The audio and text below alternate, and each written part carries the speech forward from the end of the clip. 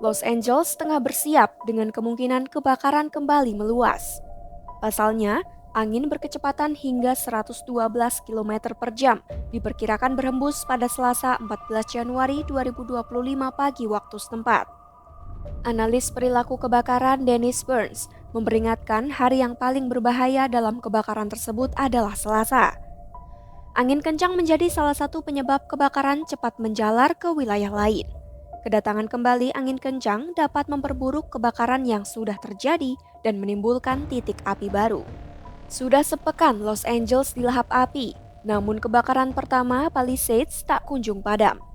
Menurut pemadam kebakaran California, kebakaran Palisades baru 14% tertangani, sementara di Eaton baru dipadamkan 33% dan kebakaran lain hampir padam seluruhnya. Kebakaran-kebakaran lebih terkendali karena angin bertiup lebih lambat.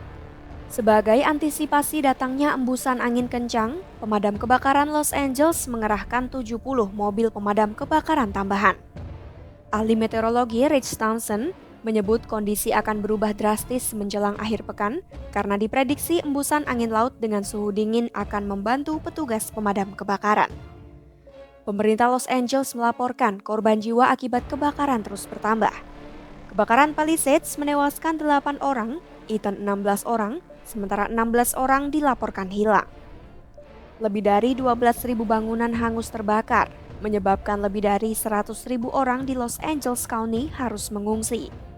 Meski begitu, di beberapa lokasi warga sudah diizinkan kembali ke rumah untuk meninjau kerusakan akibat kebakaran.